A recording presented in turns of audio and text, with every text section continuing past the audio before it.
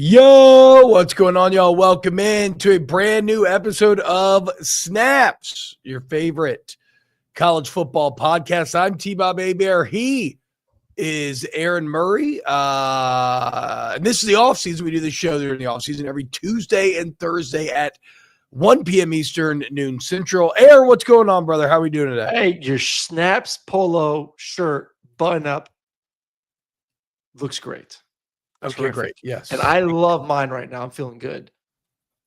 Yes. So, as Aaron is alluding to there, we'll show you the website a bit more later. But Snaps now brought to you by the Snaps Clothing Company, which is a clothing company that celebrates Pearl Snaps. Look how easy that is. Who's hairier? I think you're hairier than I am, dude. I think I have hairier than you. Yeah, like I almost have no armpit hair. Look at the ease of this. I can show the chest hair to Sharon whenever I want to, and then it's back. Just easily buckle it, put it back together. It's actually kind of crazy, very breathable. But anyway, whatever. We'll talk more about Snaps in a bit. Quinn Coffin, it's the wedding week, boys. Wish me luck. Good luck, Quinn. Heck yeah, man. It's always a fun time. What? Don't be that guy. I'm kidding. I'm kidding. Congratulations. Congratulations. Being married is awesome. I agree with that. It's now at your wedding. The kids part. No, yeah, I mean, kids are awesome. Well, I would say this. Kids are awesome too. They're the best thing, actually. But you want to get all of everything that you wanted to do pre-kids out of the way before you take the kid plunge. Yeah. Like me and my wife got married at 23, and I think we spent every weekend getting blackout drunk till we decided to have kids at like 28. So like we had firmly gotten that's what's crazy to think about. Basically my 20s and like college too, were like every single weekend, like how drunk can I get on Friday and Saturday? I don't feel like it's so much for you, but maybe a little bit. And it's not true. It has changed. We're at the stage now. Miles has still drinking. So Miles, our second, has always been an angel, incredible sleeper. The past 2 weeks has regressed since she's moved out of the crib. Last night, the past 2 nights, she's had issues with her blanket, that her blanket falls off. Last night was she didn't want the blanket touching her feet. So anytime the blanket would touch her feet, she would start screaming, yelling. I'd go up there, put the blanket back on just her torso, but she would move so it would touch her feet again. So the past 2 nights has been a combined about 10 times that she's woken up throughout the night. Oof. Because the blanket was not in the right spot for her. These are the things you have to look forward to when you get kids. By the way, if I look like shit or sound like shit today, your instincts have served you well because I feel like shit. Now I feel like better shit. Remember on Tuesday's show, I was talking about how I was feeling pretty bad. Well, turns out I have the flu. I'm kind of validated in a way because I thought maybe I was just being soft or like tired or something, but like Tuesday just really feeling like garbage. Yesterday feel like garbage. Finally went to the doctor, have the flu. But check this out, Aaron. Did you know there's a 24-hour flu pill now? Oh, like the medicine that the doctor gave me is just one pill. And I took it yesterday at like 1 o'clock. And even though I still am like sweating and I sound like shit and I don't feel great, I feel about 70% better than I did at my worst yesterday. Nice. So I'm actually kind of amazed with this. Like I did my morning show this morning and stuff. Like I'm kind of amazed with this flu pill. It's has it hit the family, or is it just a solo flu? Fingers crossed it's solo. Fingers crossed it stays that way. Yeah. I think I probably got it actually from taking my son to the doctor the other day because while I was in there, he had to get a vaccine. And while I was in there, doctor said, "You want to give him a flu shot?" I'm like, whatever you say. I trust you. You're a doctor. And she was like, "Well, yeah, we've seen a lot of flu lately. It's been going around. So let's go ahead and do it." And so, that's the, so that's probably where I ended up getting it from. So I apologize, guys, if I seem a little low energy. I think you can hear it on my voice a little bit. And if you see me just like sweating profusely on the camera, just know that's why. Like I had straight titty sweat dripping this morning off the show. Ooh. Just get it together before your show tonight, please. Aaron, what was your favorite memory of your wedding? So we had our wedding in Athens. Like Quinn Kaufman getting married. Yeah, favorite wedding. Obviously the Sharon walking down the aisle, but then like getting through the ceremony, the dancing, and all the fun, and then our wedding was downtown Athens, going to the bar afterwards, like going out You went to afterwards, Sand Dollar? going to all the bars afterwards. Well, Wait. first, we had to So spend- y'all we got had to spend married the- in downtown Athens and then went to the bars afterwards, which is a bit surprising to me. Now, Athens, one of the most legendary going out towns ever, but I mean, but you are not a hard drinker like I am, but I guess you've always been a hard goer outer. No, I wouldn't say either. But I mean, Okay. it's your wedding, so you're going to enjoy yourself. So we did ceremony, reception, went back to the room, cemented the marriage, got changed, and then went out to meet everyone. So it was a good night, very good night. Man, we You? actually at my wedding, there was a massive house party at my house afterwards, but we didn't go. We went back to the room, cemented the marriage, and actually stayed. But the house party sounded like it was pretty legendary. I'm still kind of bummed that we missed it. But did you cry when you saw Sharon walking down the aisle? I cried backstage with the pastor before the ceremony even started. Before I even went out, cried, and then I cried again when she walked. Yes, I'm a big crier. Yeah. We both are. We're very in touch with our emotions here on Snaps, and we support being in touch with your emotions. I probably cry at like half the time at church when I go on every like Sundays. Yeah. But no, yeah. I mean, the second I saw my wife, I remember just completely breaking down. But probably my favorite memory from the wedding itself was at the reception. Not only did we run out of alcohol, because they weren't ready. We got married in Duluth, Georgia. They weren't ready for all the Louisiana people I was bringing to bear.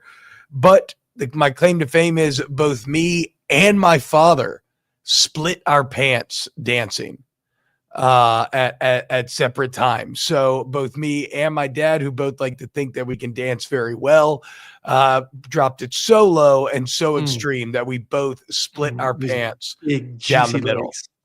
Yeah, big juicy legs. Exactly. Quinta's wedding's in Natchez. So I'd say TBob knows who that is, but geography's not all there. It's not. But I do know Natchez, Mississippi, to be fair. I drive through Natchez to go to West Monroe all the time. All right, so on today's show, ESPN released a top 15 quarterbacks in college football, and I don't even want to do like my main approach to it is not the critiquing of the list, though we can get into that. It's more to just kind of get excited about some of the names that we're going to get to watch next season and how spread out they are. And Aaron's added names that he thinks could end up on the list as well. There's some names in this list that I didn't realize they're still playing college football. I know. I agree. So it's kind of fun. Yeah. Gary Danielson retiring. And then I want to talk a little bit about Andrew Luck. Actually, let's just mention Gary real quick. So Gary Danielson announcing, Aaron, that 2025 going to be his final season. How do you feel about Gary Danielson? See, I am probably in the minority here, but I always enjoyed Gary. I probably enjoyed him more for the fact that I worked for CBS when I first started broadcasting, and he kind of took me under his wing, talk to me, give me advice. Before I even called the game, I actually went to a couple of their games to kind of sit behind the scenes and watch how they do the meetings, how they call a game, what's going on in the booth. So I learned a lot from Gary during my first 5 years out of the league about what it takes to be an announcer. So I have a lot of respect for him, but like I always enjoyed, and still to this day, enjoy listening to Gary Danielson call a football game. And I know that's in the minority, especially for a lot of SEC fans that seem to be little push over the edge with him and his love for Alabama at times. But I thought he was great. I thought he was one of the best to do it. I think Gary Danielson is fucking awesome. Yeah. I think he is objectively a very good in-game announcer that has a really critical eye, a very well-formed critical eye, where he really does pick out the elements live that are happening there on the field that affected the play that just happened. Like he sees it as it's developing. Like I feel like I always see these comments about Gary's dumb. No, like Gary Danielson will forget more football than a lot of you fuckers making fun of him will ever know. He'll forget more than you'll ever know. Like I the think man the big knows thing about ball. Gary was just the fact that you had to put Alabama on TV for so much of his career that in all those games they were blowing people out, that people just kind of created this whole thought process that Gary loves Alabama and Gary just sucks Alabama off and fuck Yeah. What do you want? It's not his fault that Alabama was the king of college football. No, I know. I mean, that's CBS. so I got 2 points on that. First, exactly, right? Like, what do you want him to fucking do? He's calling Alabama games during the Nick Saban era, where they're basically going undefeated every year and winning national championships. He's supposed to go out of his way to shit on him? No, he has to objectively call it like he sees it. The other thing is, Aaron, have you ever talked to an Alabama fan about Gary Danielson? No, I haven't. Do they hate him too? They fucking hate him. Why? They think he hates Alabama. They hate Gary Danielson. And so that is exactly when you know you're doing a good job. Thank you. Exactly. Thank you. I had this issue. I called an a Georgia Auburn game. This is when I was back with CBS and called the game, and I'm just getting ripped on social media, text messages from friends from both from Auburn and from Georgia.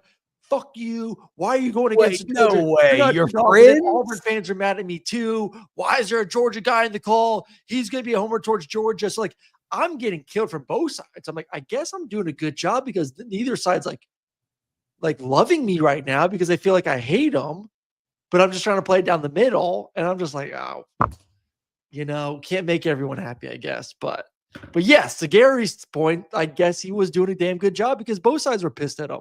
Yeah, I mean, that's what I'm saying, right? Like there is no greater sign that he is just calling it like he sees it in the fact that everybody says, fuck Gary, he loves Alabama, and that Alabama says, fuck Gary, he hates Alabama. Like Gary Danielson.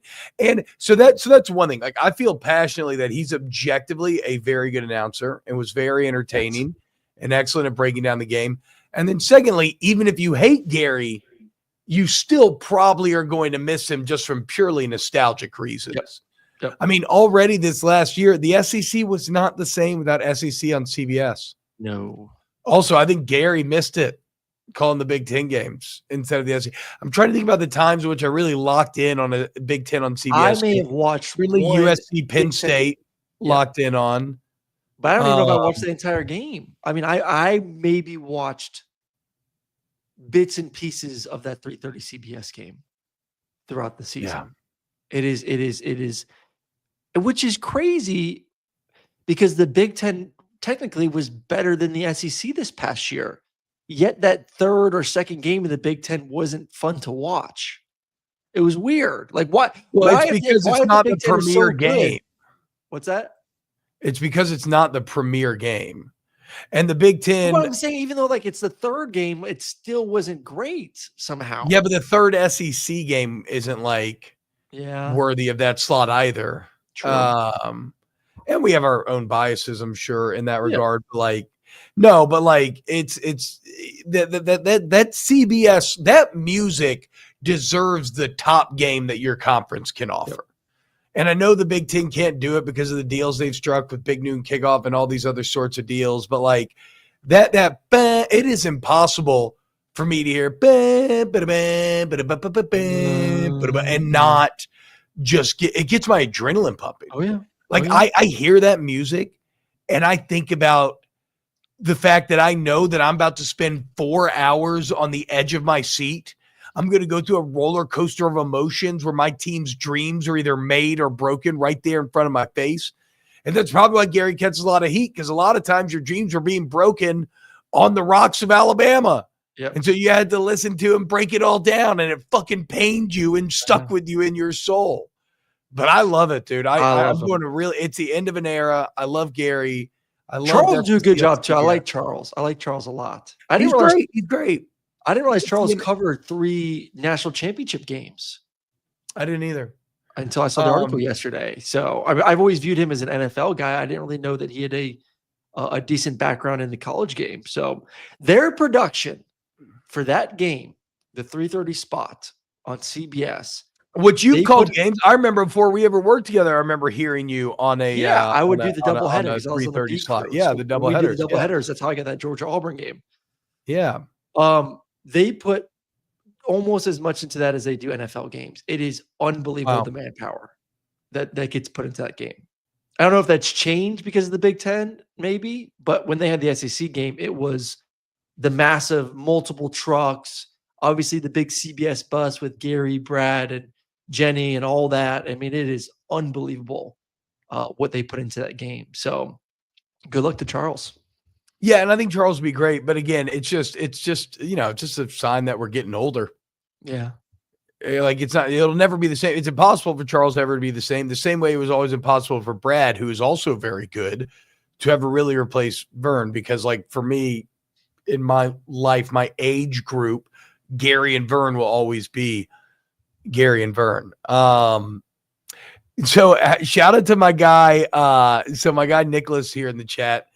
I actually feel bad. I don't know how to pronounce Nick's last name, but he's one of the producers on the Rome show, which, by the way, guys, if you want to check out something fun, every afternoon, 5 to 6 p.m. Central, I'm on the Jim Rome Fast channel. It's called the After Hour.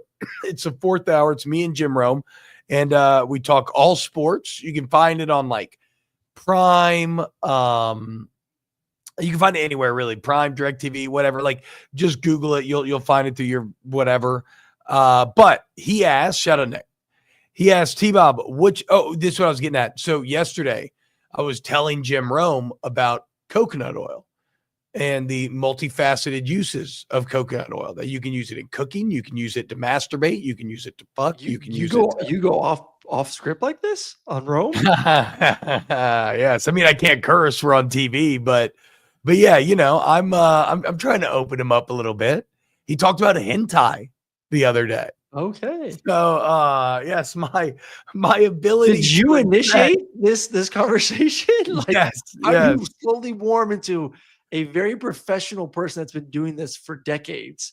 It's all of a sudden become whacking off with fucking coconut oil. We were talking about morning routines, and I brought up beef tallow. Okay. And because you're the one that's on beef tallow, right? You're the one that's talking about beef tallow. Yes. And then I transferred that to coconut oil. So he says, Nick asks, which announcer is the coconut oil of college football? But I want to know his reaction when you brought the fact that you beat it with coconut oil.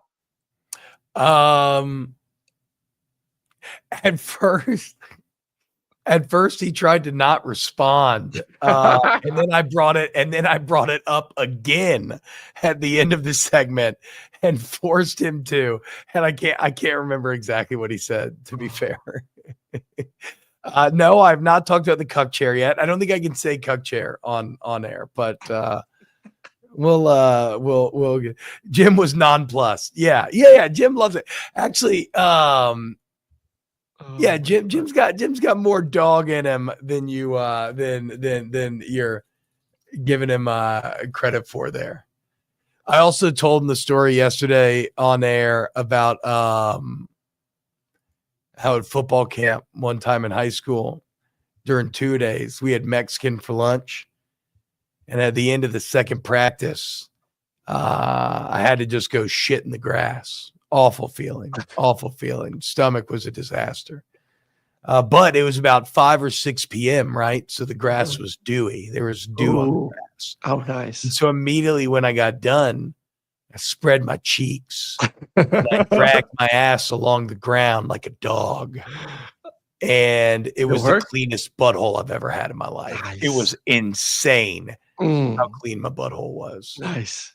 Probably felt good too. A little tickle in the taint. Yeah, no, it felt great. It felt great. I'll never forget those final few plays of that practice, though. Like, I really was about to shit myself. I've never had a feeling like that in my life. It was god awful. It wasn't in Louisiana. It was actually in Georgia, though. Louisiana. Yes, I did booty scoots. Like a dog, I did booty scoots on the dewy grass. And it was great. It was great. So I told that story, and Jim said, you're going to go far in this business. So there we go, dude. I think we made it. Shout out Nick though. He does an awesome job. The whole team over there does. Okay, but what college football announcer would be the coconut oil?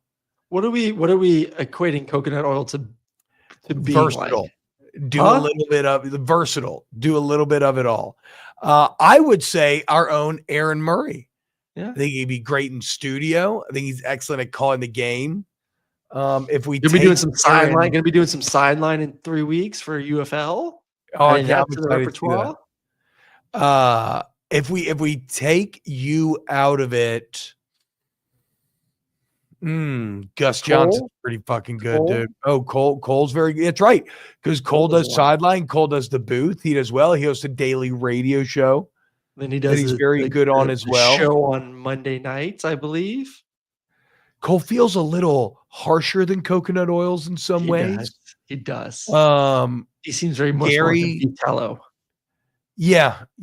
Maybe Gus Johnson's excitement for some reason reminds me of coconut oil. I don't exactly know why.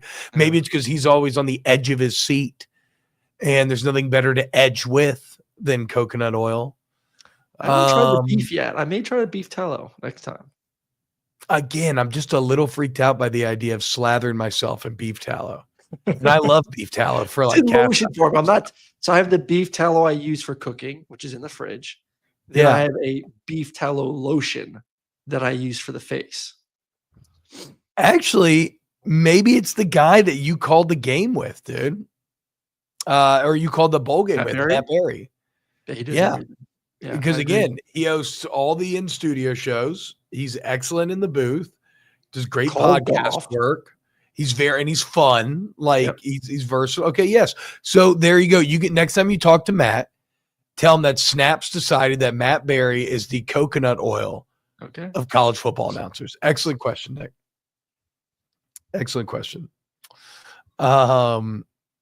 Dave's here talking about the beef tallow, says smells like McDonald's French fries. Well, that's kind of the problem, right? Is that we've never actually had the real McDonald's French fries. If you're my age, you're 36 years old. Yeah, they aren't, because ever since we've been little kids, they switched from beef tallow to vegetable oil. I know. So we never got the beef tallow. Which is about to change, though. What do you mean? I think a lot of now, at least there's been one fast food that has changed the beef tallow. We're going back. I think we're going back. Yes, I think there's a big push. To get rid of seed oil. I was going to say what we learned is it's well, at first what they kind of learned was it's not even like that vegetable oil is healthier, just comes with a different sort of health, a different set of health problems. But yeah, I guess now with the seed oil thing, we're kind of coming out all the way on the other side. The vegetable oils are maybe even more unhealthy. And it doesn't taste as good. Like my eggs. No, it doesn't taste as good. With beef tallow, oh. Yeah. Oof. I got a new egg hookup. I do hamburger with beef tallow. Put some beef tallow, then the hamburger, extra beef. Let's go. I've been doing a lot of and he's dead.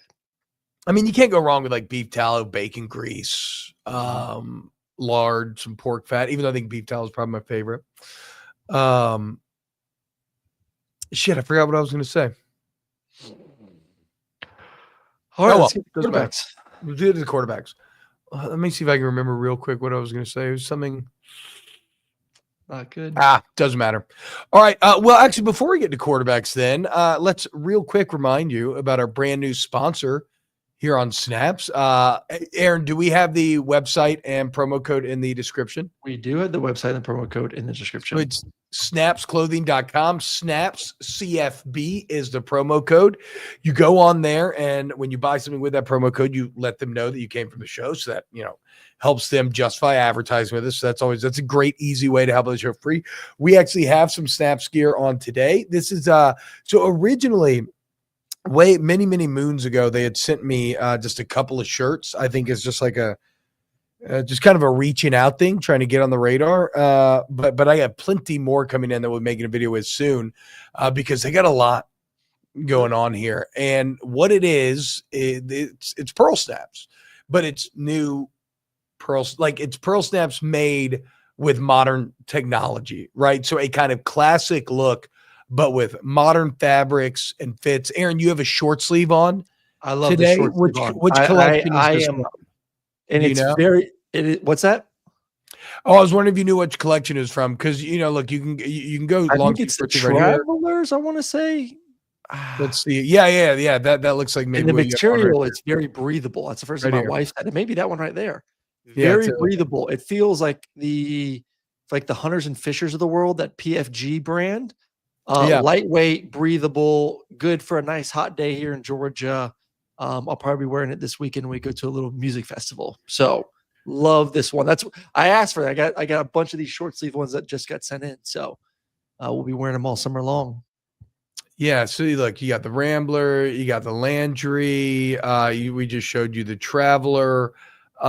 Chances are though, the Heritage, I can't wait to get these, dude. I'm No very EJ excited for Snap these shirt. I random think that's ones here. changing. I think that's changing soon, Matt. Be on the No, lookout. what? Matt Oh, Dixon said yeah. no EJ Yes. Snap shirt. Said Yeah, so then also for our audience, we have the Tailgater collection. So, and there's plenty more licenses coming in all the time. Georgia, again, maybe around the corner. But A&M, TCU, Oklahoma, SMU, LSU, Alabama, Texas Tech, Oklahoma State, Ole Miss. And as you can see, short sleeve, long sleeve, great game day fit, yep. great gift idea. They wash really well. They don't shrink, which I always love, right? There's nothing more frustrating than you get a shirt and you love the way it fits the first time you put it on, but when you wash it, it's never going to fit like that again. I have not found that to be the case with these. So check it out, guys. Snaps Clothing, snapsclothing.com. Really excited to be Promo partnered code with them. SNAPS CFB. Yes. Use Promo it. code SNAPS Use it. CFB. Everyone in the chat, just go get one shirt right now. Yes, one shirt, Snap CFB. Let them know that you came from here. All right, so ESPN had a list of top 15 quarterbacks in college football. It's written by Adam Rittenberg, and we'll kind of critique if we like the rankings, but more so, I just want to talk about these quarterbacks because we're set for a pretty cool year of college football, and it starts with number 15 on the list, Duke's Darian Mensah, who I was a massive fan of at Tulane last year. I'm still super bummed that he left Tulane. I get it. You got to go. I mean, Duke's paying him $4 million or whatever. Is he the highest paid quarterback in college football? Him or Beck. I think Beck may have him beat. No, I think Beck's underneath. I think Beck, we figured out, was more in the 3 range. Oh, really? Maybe the highest paid quarterback. Duke's quarterback, the highest paid quarterback in college football. And here's a cat in Darian Mensah that was not highly heralded coming out of high school. In fact, he wasn't even supposed to be the starter at Tulane. They got a big transfer from somewhere. They're supposed to be the guy, but it's one of those great stories where like Mensah just made the coaches couldn't not play him. He just outperformed. He just played great. And you look, he ends up leading the AAC in yards per attempt and completion percentage. He leads Tulane to a very good year. This is all as a redshirt freshman as well. Ooh. So very young, ton of potential. How they translate to the ACC, you never quite know, right? I mean, that is one thing that's always, and not just the conference change, but like moving and everything else, right? He had a very good coach in John Sumrall down there. Now, maybe Manny Diaz will be just as good to him. Well, remains to be seen. But Darian Mensah, number 15 on this list. I'm going back. Malik Murphy was obviously the starting quarterback a year ago. I'm trying to pull up his stats right now. But Malik had a decent year. Like, I thought better year than what I thought he would have. So Malik was just under 3,000 yards, 60% completion, 26 touchdowns, 12 interceptions. And that's a guy that came into last year with Duke with no experience, a little bit of backup time at Texas, but very little experience heading into last season. Had a good year. I think Mensah's better than what Malik Murphy is. And there's a reason why Malik Murphy's gone and Mensah's here. So if I'm a Duke Blue Devil, I'm like, okay, if Malik can do that and we got an upgrade, you never know, but it kind of feels like if you got a quarterback that just threw for 26 touchdowns, you're getting an upgrade. That's a good sign for them in the ACC.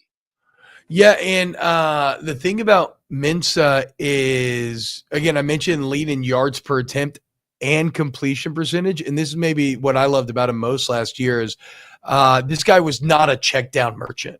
Yeah. I mean, he was willing to take some shots, and he had I would say for his age, a surprisingly competent ability to read the defense. Good head on his shoulders. Somebody said all that money. Or here was Dobby says, "LOL, what a waste of money for Duke. All that to finish mid ACC." I mean, look at last year. Duke finished fifth in the ACC with a 5-3 conference record. They finished 9-4 overall. That's pretty damn good. 9-3 regular season for Duke with an improved quarterback. Oh, I didn't realize that they went 9-3 in the regular season and lost in the bowl game. So again, yeah. So okay, 9-3. They lost to SMU in overtime. Yeah. And so now you get better at the most important position on the field. Manny Diaz gets another year with his team developing his program. And again, like the rewards are great right now. And this is where, excuse me. There's a lot of buy-in at Duke too. I mean, for Mike Elko's time. I mean, they won Mike Elko's last year. They won 7 games. I think they went 7-5.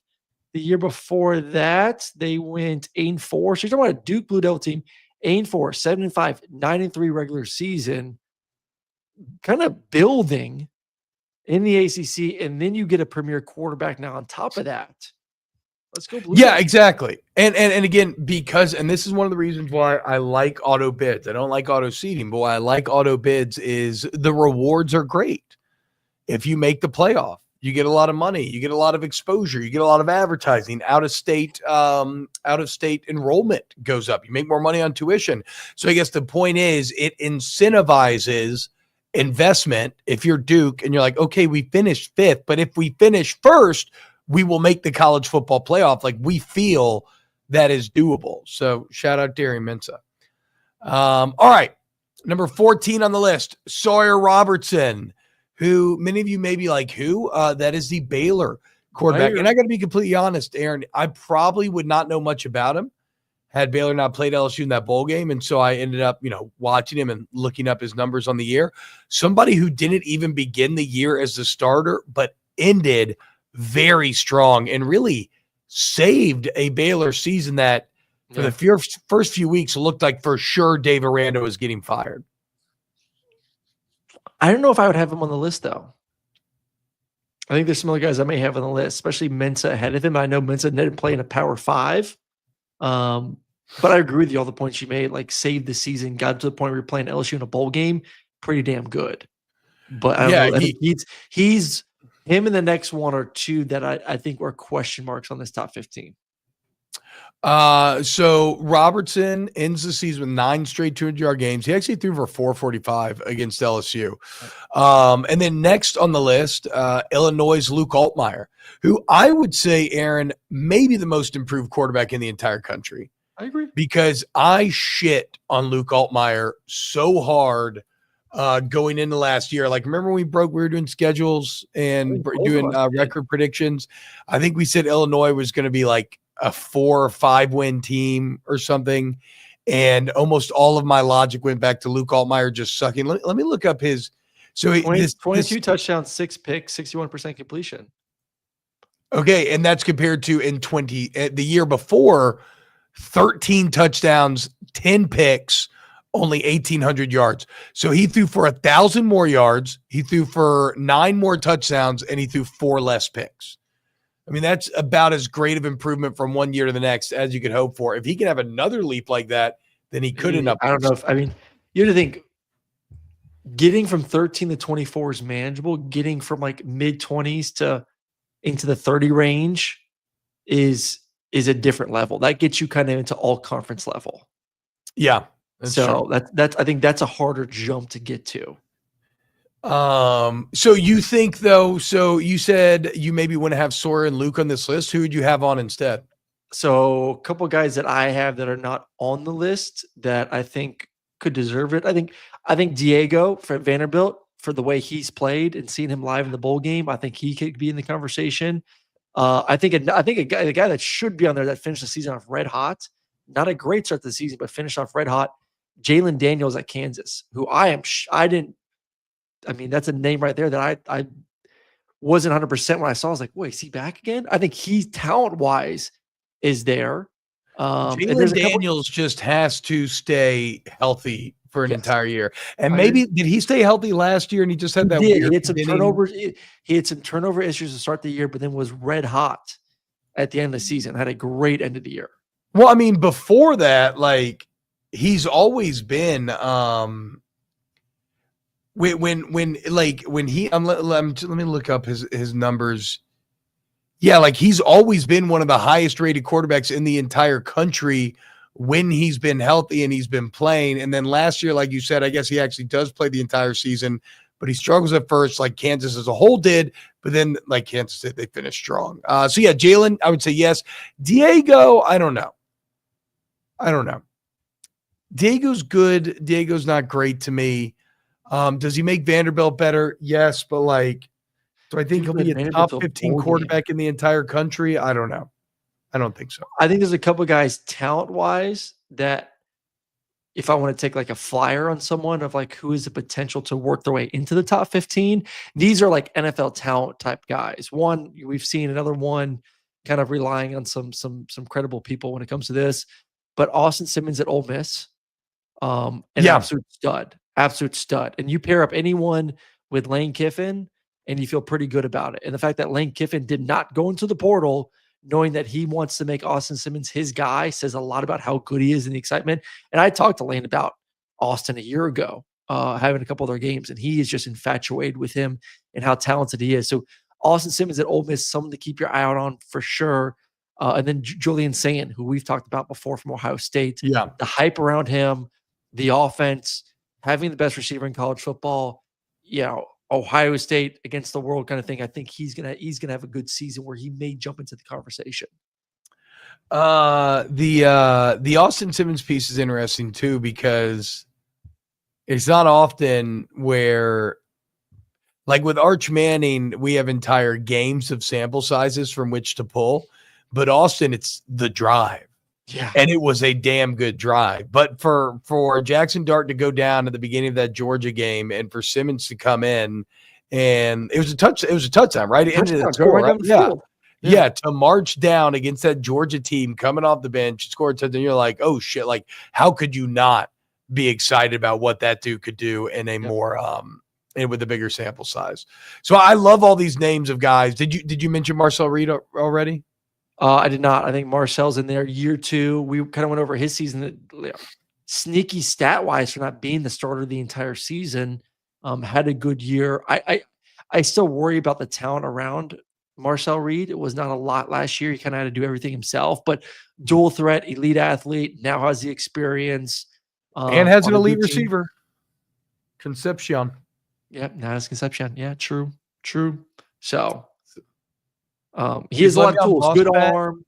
Good arm. I hope he put some weight on, because meeting with him last year, he's a good 6'2", but like 185. Yeah, he's skinny. And then you have Noah Fafita on your list. I didn't even realize Noah Fafita still had eligibility left. Yeah, I feel like he's just been playing. Like he's had some good moments. My only worry on Fafita would be no Tedero. I mean, that is quite the loss I have to accept. I agree. But so those are some names that could end up here. Back to the ESPN list as it is. Luke Altmaier at 13, Arch Manning at 12. I thought you would appreciate this, a rather measured Arch approach. I like this a lot. I'm happy he's not in the top 10. Yeah. Does he have the potential to get in the top 10? 100%. I think the quarterbacks in the top 10 are all pretty damn good, though. Like, I'm really excited about the top 10 quarterbacks in college football next year. So, I mean, I'm in the camp with Arch. 1, not overly excited, and 2, prove it. Yeah, prove it. I mean, look, one thing about Arch that does remain interesting to me, and where if he does assume the Manning mantle and he lives up to it, his ability to run is still the most surprising part about him. Yeah. I mean, especially when you think about Peyton and Eli, right? Like, yeah, but his dad Cooper was the best athlete. But no, I know, but people don't, but people maybe don't know that, right? Like, before he hurt his neck, Cooper played receiver. Yes. But Eli and Peyton are fucking statues. Dirt. Yes. And so if he can somehow achieve a modicum of their passing ability combined with, and to be fair, actually, you mentioned Cooper. Really look at Granddad. I mean, Arch could run. Oh, yeah. Archie Manning. Like that was his thing back in the day. So really, this is more like the reincarnation of Archie Manning, even more so than like Peyton or Eli. I don't like when it comes to attributes. Payne didn't have elite arm strength, never did. Eli obviously had better of the two, but I wouldn't say elite by any standards. What made them good was between the ears. I mean, that's what made them elite, and then accuracy. Then they were obsessive workers. So I mean, from a pure talent standpoint, Arch is more talented than his uncles. Throw like arm talent, if you want to call it, like miles per hour throwing the football, and then obviously speed. But can he harness the knowledge that he's gained and then incorporate that to slow the game down next year at Texas? And that's TBD. So Tommy Moffitt told me a great story back in the day. He was at Tennessee with Peyton. And one day, and this is why Peyton Manning was so good. One day Peyton was like, "Hey, coach, I need you to come help me move some like VHS. I need you to come help me move some boxes out of my car or something." So he's like, "Okay." So he goes out there, and I guess Peyton Manning had like a hatchback, station wagon, I don't know, something like that. And he said his car was full to the brim, like not no room left. The entire volume of the car was full to the brim of VHS tapes of Tennessee's practices, that he would even go back at a time when you didn't have your iPad and it wasn't easy to access. He would even go back and watch every single rep of every single practice that he was in obsessively to make sure that he knew what he was doing and whatnot. So the guy just was mentally committed on a different level. All right. So Arch at number 12, Kevin Jennings from SMU, coming in at number 11, led the ACC in passing efficiency for conference games, had 225 yards or more in every regular season conference game, really blew up at the end of the year. Like I think he finished with 11 picks, and then he throws 6 of them the final 2 weeks of the season. Yeah, the playoff game was horrendous. I think that's the Penn State that's hard for a lot of people to get, but I mean, they were just too out. I mean, in Nappy Valley, there at Penn State against that defense, that environment. I mean, every opposing quarterback struggled in the first round of the playoffs. And none of them really had success from what I'm remembering. And the game was just too fast for him. But overall, great season. I mean, to get SMU into the playoffs, hell of a year. Well, and even the Clemson game where he struggled at first, but then led that incredible comeback where they almost ended up winning, but didn't quite come up with it. So, yeah, Kevin Jennings could be electric next year. Number 10 on the list, and Aaron, I think this is going to be low for you, DJ Lagway coming in. 6-1 is Florida starter. I think this is low from what we saw on the field to obviously where the talent is. I think I would say one of the most gifted, if not the most gifted quarterback in college football next year. I don't think there's a lot of guys that have what he offers: size, arm strength, touch, and then the athleticism. I mean, he's not to suck the kid off. He's got the full package. Yeah. And now he's 6-1 as Florida starter with wins over LSU and Ole Miss. If he doesn't get hurt, might even beat Georgia. And that's on a Florida team that wasn't that good otherwise and was injured to all hell. So what if they stay healthy, and what if he actually has better players around him? He's one, as we get in the top 10 here, worthy of top 5. I think the problem is when you get to the top 4, there's a lot more game tape on those guys. So I think there's a comfort level. But when it comes when it comes to pure talent, probably 1. Yeah, and to be fair, this list does seem to be putting its thumb on the scale for experience. Yes. Like if you've had a limited sample size, they're not putting you way high up there. Like with Norris at 5, I mean, he's only had a season. Nico's only had a season. That's true. Well, I know. I think Nico's a little high on this list, maybe. Number 9, though, is Haynes King, who has a ton of experience, back for a year, number 6. Of course, went from just 16 interceptions 2 years ago to just 2 last season. One of the best dual threat guys, all the intangibles. I mean, the performance that Haynes King had against Georgia, his body being in the all red and the NCAA wear and tear. I mean, it was heroic Mhm. God, I hope Haynes King. He's got to stay healthy, though. When he was healthy, he was terrific. I mean, go back to even the he's first freaking putting his body on the line every week. Oh yeah. So I think for him, it's the passing improved greatly, the mechanics improved greatly. Now it's a understanding, how do I protect myself so I can make it through the season? Because I think Georgia Tech has put some pieces together with the quarterback now to continue to move in the right direction, but he has to stay healthy. He has to be able to play in the games. Yeah, losing Singleton hurts because he was awesome. For Georgia Tech, though, they just have to beat the bad teams. I can't remember the exact stat, but they had that weird stat last year where like they beat, I think, every ranked team almost that they faced, but then they lost to every unranked team almost. Like they had a great ability to rise to their opponent, but also to play down to their opponent. And that's on Brent Key. Like that's their first game Friday, August 29th at Colorado. Gonna be a lot of eyeballs in that game. They should win that game simply by the fact that Colorado's not returning Shedeur Sanders or Travis Hunter, and they're returning Haynes King. Like Georgia Tech should win that game. Yep. I think Brent Key's a hell of a coach. I hope Haynes King can get that win over Georgia so he doesn't have to go through his entire life lamenting what could have been. Good God, that game was awesome. Nico, number 8 on this list. Nico Iamaleava. Any surprise there that he would be this high? I think we're still banking on what we've seen talent-wise from him in some of the highs. I would have him more somewhere that 10 to 11 range, because I'm not going to put Arch in front of him because we haven't seen Arch. I think Nico is more physically gifted than Arch is. But it's hard not to put Kevin Jennings in front of him, though. Like I would have DJ in front of him. I'd probably have him and Haynes kind of side by side, flip a coin, but somewhere more that 10 range. But I would say Nico top 10 quarterback heading into the season, yes. And that's not it was his first year last year. Like I know you start to throw money around, and the expectations of number one quarterback, the amount of money tied to his name, really the big first quarterback to get paid a lot of money. You know, that $8 million over 4 years was like, oh my God, you're going to give a kid that? Now it's like normal to do, but he was the first one. So that comes with expectations. First fucking year playing college football.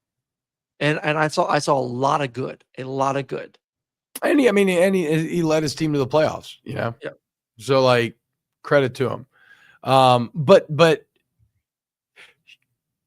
if he can fulfill his potential, could end up as a top 5 guy in the country next year. Like massive ceiling still. Yeah. On Nico, I would say.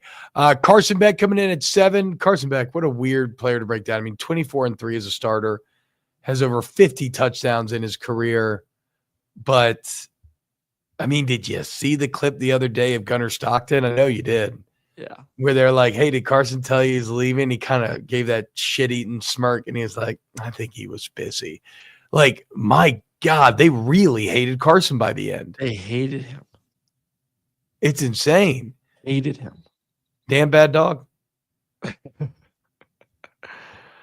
Should do an anonymous poll in the locker room and see what the guys think that got to interact with him day in and day out.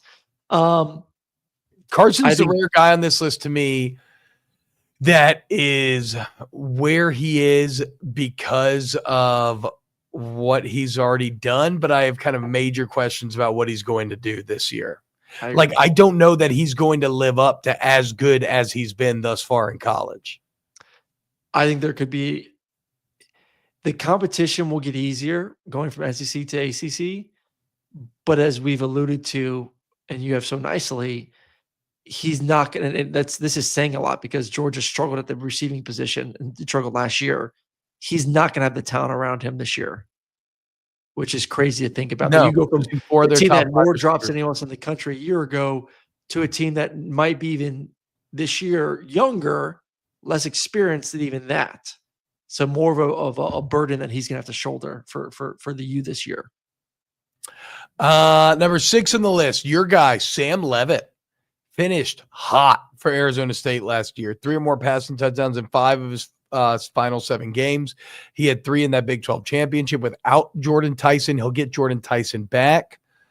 He didn't have a multi-pick game all year long for a first-year starter. That's crazy. He's got frisky legs. Do you think Sam Levitt's overrated on this list? Nope. Okay. I like him. The production's there.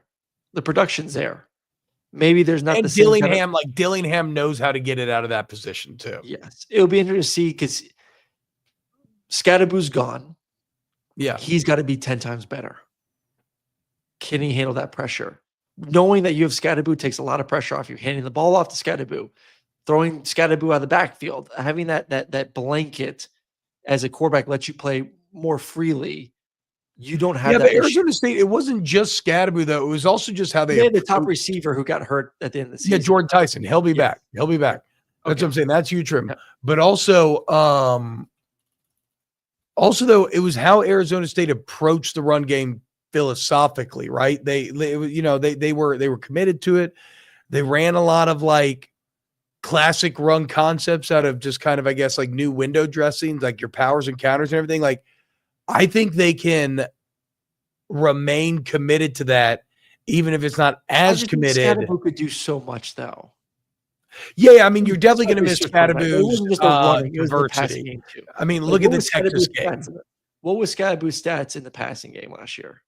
Well, look at the Texas game alone, right? Where Scadaboo has the runs and he has that one-on-one go route where he routes up the DB and comes up with a catch. Yes, I'm not saying that it definitely puts more pressure on Levitt. He was second in the team in catches. He had 45 catches.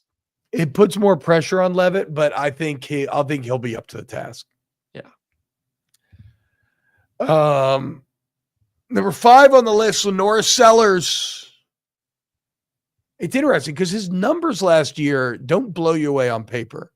The plays he did. But yes, he's a giant. And he had no support. Giant arm who got better, and he got better and better and better and better as the year went on. Now, the bowl game was a bit of a disappointment, but that game against Clemson, where he's making all the plays to win when they really needed it, try to keep their playoff hopes alive, Lenore's ceiling is massive. He did it all with one of the worst receiving cores in the SEC. Rocket was great at running back, but from a receiving core standpoint, they didn't have a lot. Yeah. So I like him at 5. I agree with the top. I like the top 5 minus. This is where I struggle because I think DJ should have a place somewhere in here. I may put DJ. I would honestly, Blackway would be above Sellers for me. Yeah, but would you put it ahead of Mateer? No, I would not put Lagway ahead of Mateer. So Lagway at 5. So John Mateer comes in at 4. The guy was awesome last year. Terrific. Led the FBS in touchdowns responsible for, had 44 of them. Only quarterback in the country with over 20 passing touchdowns, 10 rushing touchdowns. Now he's at Oklahoma. He has his OC with him. I think he's going to do huge things. I'm a bit worried for everybody else to play Oklahoma. Now they have a quarterback like that. John Mateer, again, go watch John Mateer highlight tape on YouTube. It's super, super fun. It'll get you hyped up. I like him. So he's at 4. Your boy, Garrett Nussmeier at 3, the guy I believe is the best quarterback in the SEC heading into the season. I like that one. Drew Aller at 2, and then the guy that had, you talk about big jumps, probably the biggest jump I've seen from a quarterback, and even through the season. It's true. Him probably more than Luke Altmaier. Actually, you're right. I would say because Cade's first game against Georgia was terrible. I mean, there were guys, for those who didn't see, I broke the game down. Guys were running open against Georgia secondary, and he could not get the ball off. He watched my breakdown, made the improvements, yes, and then had a hell of a season. Season. He finishes with way better numbers than I realized. And this was a down year for offense last year for quarterback numbers. There wasn't anybody that really like Mateer was up there. Cam Ward was up there, but it wasn't like years past. And he finishes with 3,600 yards, 36 touchdowns, only 6 picks. Yeah. 62.5% completion, along with 500 yards on the ground, 7 rushing touchdowns. He increased his touchdown total by 17. He threw 3 less picks. And now he's going to be with Garrett Riley for a 3rd year in a row with young receivers that are now a year older. Cade Klubnik, could end up being the best quarterback in the entire country. I think for my stat, I like Drew too. I thought Drew had a great year. I thought the playoffs were really bad, unfortunately, and hopefully he can I learn was going from to that. ask you about Drew too. You don't think that's overrating him? I think from a talent standpoint, I don't hate it. I think Drew Not is from an very NFL prospect standpoint. I know he's a big I NFL always prospect. struggle This is with like it. a college. This is a college quarterback list. That's why Haynes King is so hot. I know. So if it's a college quarterback list, I'd probably Drew would be outside my top 5. I agree. I agree. But from a NFL perspective, I think he is a very attractive quarterback. But here's where this gets cool, man. I mean, you look at this list and there's Big 12 quarterbacks on here. There's Big 10 quarterbacks on here. There's ACC quarterbacks on here. There's SEC quarterbacks on here. So it still is drawing from all the different corners of the college football universe. There it is. That's your list. All right, guys. I don't think I have any energy left to talk about the Andrew Luck thing. I am fading fast. You are. See you next week. I love you guys. Y'all are the best. Again, if y'all want to help out Snaps, 2 different ways you can do so. First, hit the like button on these videos. That helps the algorithm push it out. Share the channel with your friends. Sub to the channel if you're not. That'd be awesome. If you are listening on podcasts, you can rate or review it. That helps the algorithm push that out. You go to snapsclothing.com and use the code SNAPCFB to save you money at checkout and let them know you support the show. Yeah, y'all are the best. We love you. Thank you so much. And we'll be back Tuesday. What's up? So enjoy some March Madness. Sweet 16 tonight. What are you doing? Are you gonna watch?